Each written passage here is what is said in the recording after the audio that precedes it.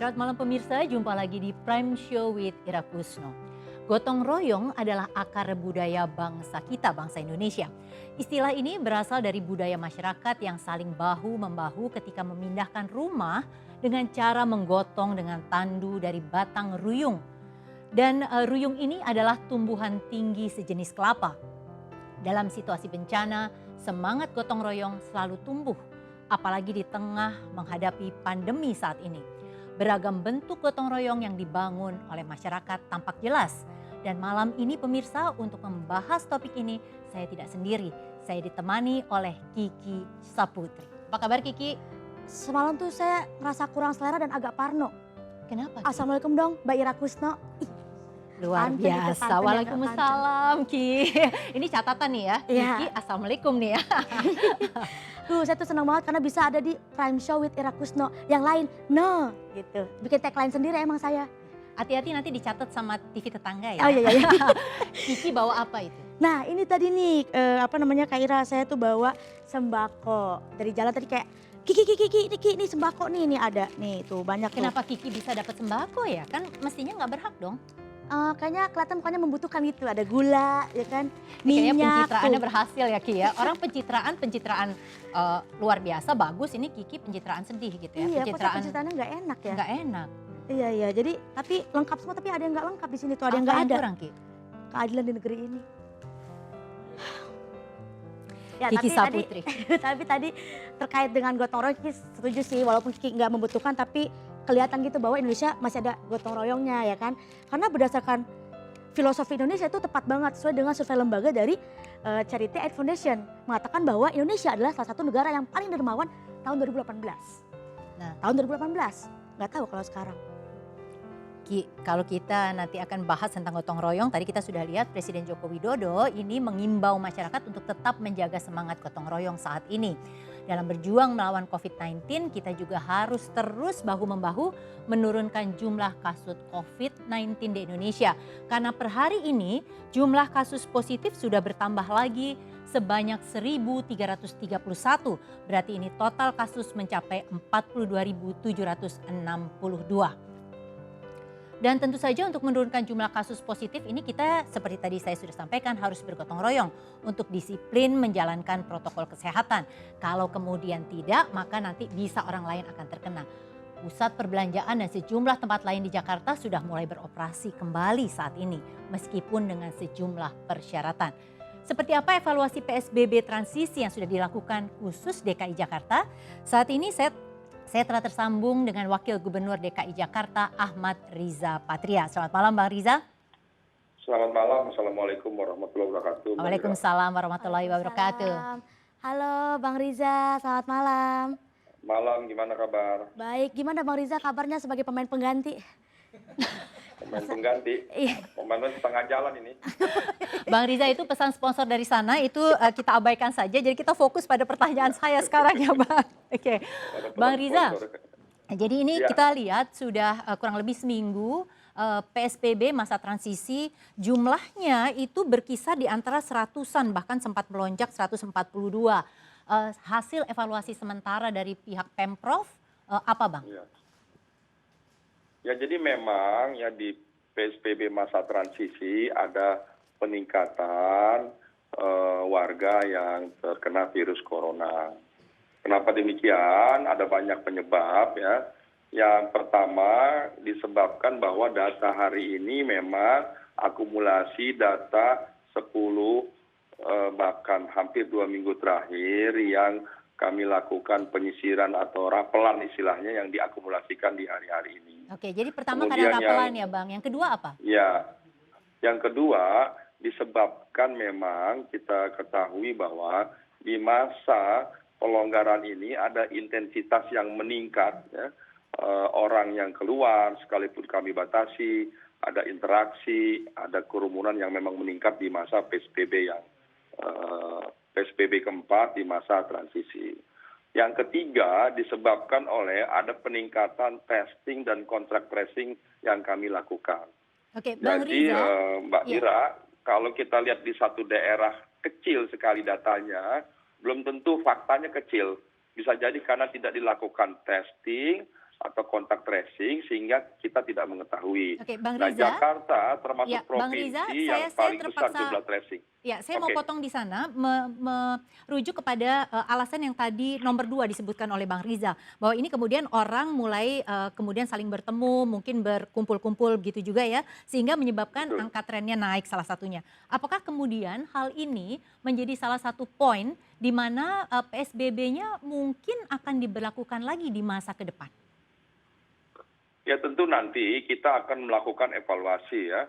Setiap minggu ya, 10 hari kemarin kita evaluasi, nanti minggu kedua, 10 hari kedua, dan pada akhirnya nanti di akhir bulan Juni, nanti Pak Gubernur sebagai pimpinan gugus tugas percepatan penanganan COVID DKI Jakarta bersama jajaran kita semua melakukan evaluasi, tentu melibatkan para ahli, para pakar, dan berkonsultasi juga dengan berkoordinasi juga dengan pemerintah pusat dan gugus tugas pusat. Baru nanti kita akan evaluasi apa yang akan kita lakukan. Oke, Bang Pilihan Riza. yang pertama adalah kita dianggap baik, sukses, kita menuju satu masa yang kita sebut sehat, aman, dan produktif.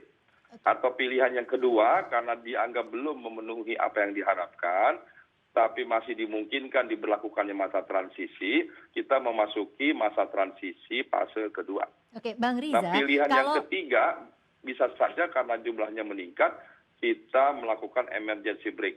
Oke, Polisi. Bang, ini kalau misalnya tadi Abang bilang bahwa masih dievaluasi, padahal media itu menemukan bahwa ada informasi bahwa 31 RW itu rawan masuk zona merah.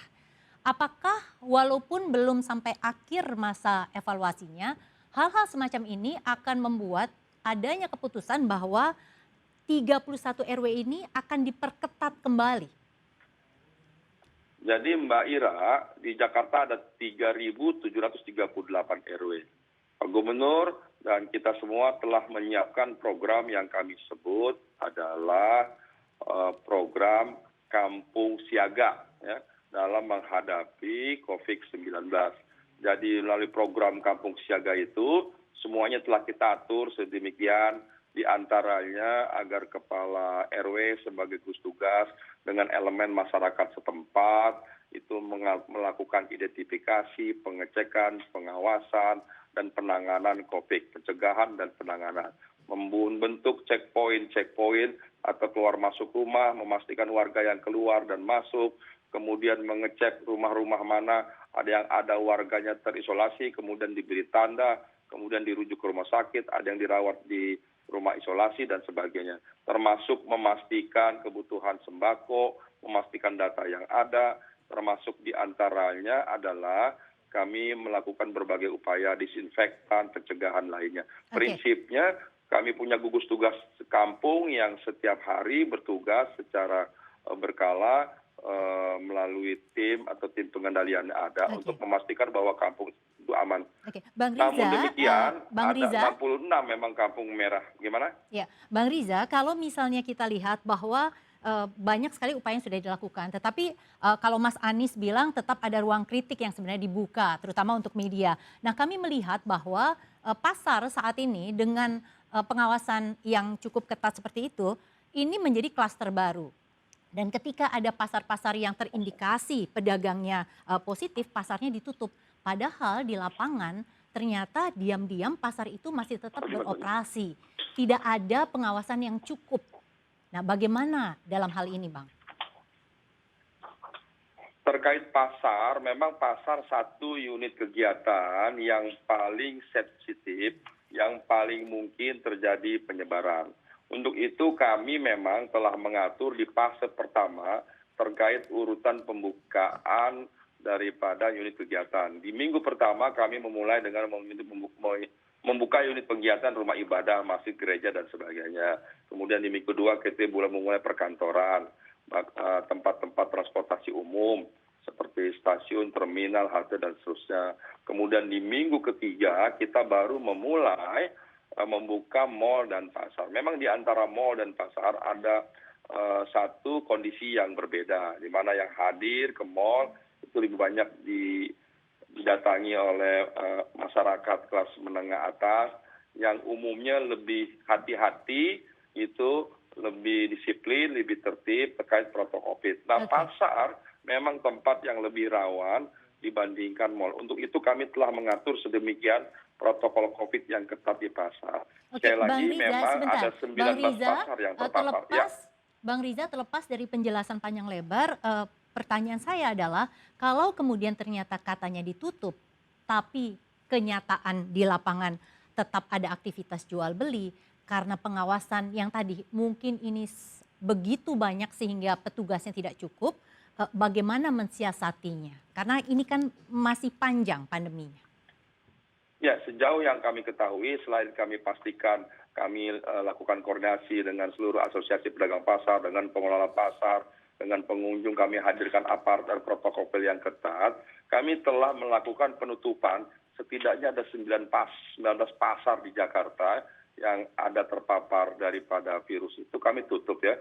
Terakhir kami tutup di Kebayoran Lama ya.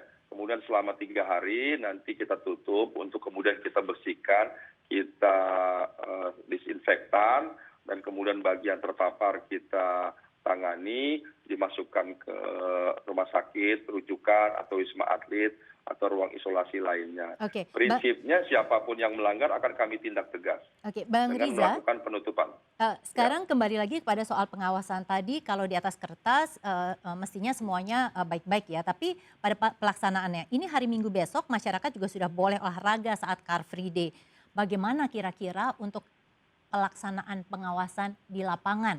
Ketika kemudian misalnya orang itu ngeyel gitu ya, kekeh, tidak mau, kemudian diminta untuk jaga jarak dan mematuhi protokol kesehatan. Jadi memang kami sudah akan membuka nanti hari Minggu terkait Car Free Day. Pertama yang kami lakukan selain memastikan protokol COVID yang ketat begitu, agar menggunakan masker, face shield, dan lain sebagainya, jaga jarak, kami juga belum memperkenankan yang biasanya di Car Free Day dulu semasa normal itu ada pedagang yang berjualan, pedagang makanan dan kebutuhan lainnya yang memang kami beri kesempatan berjualan di pinggir-pinggir jalan atau di trotoar selama Car Free Day atau tempat-tempat tertentu. Nanti pada Car Free Day di masa transisi ini kami belum memperkenankan atau membolehkan pedagang hadir di masa Car Free Day. Jadi silakan masyarakat yang ingin olahraga, bercar free day ria bersama keluarga, tentu harus memenuhi protokol COVID, tapi tidak bisa berbelanja gitu seperti sebelumnya. Jadi bawa makanan secukupnya, minum secukupnya, dan itu untuk kepentingan masing-masing pribadi-pribadi atau keluarga. Ya, terima kasih Bang Riza. Berarti ini memang pendekatan pengawasannya juga nanti dari petugas lapangan lebih persuasif begitu ya pada yang masih bandel. Terima kasih Bang Riza sudah bersama kami dan terima kasih Mbak Ira. Pemirsa, sebenarnya kami ingin menunjukkan ada satu RW di Jakarta Barat yang hingga kini masih terbebas dari corona dan ini sebenarnya adalah karena gotong royong warga menjalankan protokol kesehatan. Dan kalau kita masih bicara soal gotong royong, setelah jeda berikut saya akan berbincang dengan seorang perancang busana yang beralih produksi kepada APD untuk tenaga medis. Nantikan segera sesudah jeda komersial berikut ini.